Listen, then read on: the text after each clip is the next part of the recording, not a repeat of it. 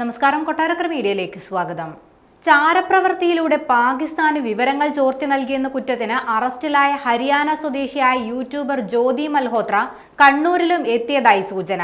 പയ്യന്നൂരിന് സമീപത്തെ കങ്കോൽ, ആലക്കാട്, കാശിപുരം വനശാസ്ത്ര ക്ഷേത്രത്തിൽ ഇവർ എത്തിയതായാണ് വിവരം. ജ്യോതിയുടെ സോഷ്യൽ മീഡിയ പേജുകൾ പരിശോധിച്ചതിൽ നിന്നാണ് പോലീസിന് ഈ വിവരങ്ങൾ ലഭിച്ചത്.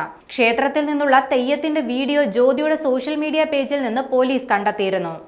ഇതിന്റെ അടിസ്ഥാനത്തിൽ പോലീസ് വിശദമായ അന്വേഷണം ആരംഭിച്ചിട്ടുണ്ട്. ശിവനോടൊപ്പം സ്വയംഭൂവായി വനശാസ്താവ് പ്രത്യക്ഷപ്പെട്ടുവെന്ന് വിശ്വസിക്കുന്ന പുരാതന ക്ഷേത്രമാണ് കാശിപുരം വനശാസ്താ ക്ഷേത്രം. ഇക്കഴിഞ്ഞ ജനുവരിയിൽ കേരളത്തിൽ നടത്തിയ 7 ദിവസത്തെ സന്ദർശനത്തിനിടെ ജ്യോതി കാശിപുരം വനശാസ്ത്ര ക്ഷേത്രത്തിൽ എത്തിയതായാണ് പോലീസ് കരുതുന്നത്. കേരള സന്ദർശനത്തിനിടെ ജ്യോതി കൊച്ചി മട്ടാഞ്ചേരിയിലെ കപ്പൽശാലയിലും സന്ദർശനം നടത്തിയതായാണ് പോലീസിന് ലഭിച്ചിരിക്കുന്ന വിവരം. മട്ടാഞ്ചേരിയിലെ ഹോട്ടലിലായിരുന്നു ഈ കാലയളവിൽ ജ്യോതി താമസിച്ചിരുന്നത്. ഇക്കാര്യങ്ങളെല്ലാം പോലീസിന്റെ അന്വേഷണ പരിധിയിലുണ്ട്. ചാരവൃത്തിയുമായി ബന്ധപ്പെട്ട് ജ്യോതി മൽഹോത്രയടക്കം 12 പേരെയാണ് രാജ്യത്തിന്റെ പല ഭാഗങ്ങളിൽ നിന്നായി പോലീസ് അറസ്റ്റ് ചെയ്തത്.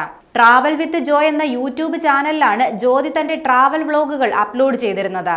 പഹൽഗാം ആക്രമണത്തിന് മുൻപ് ജ്യോതി മൽഹോത്ര നിരവധി തവണ പാകിസ്ഥാൻ സന്ദർശിച്ചിരുന്നതായി കണ്ടെത്തിയിട്ടുണ്ട്.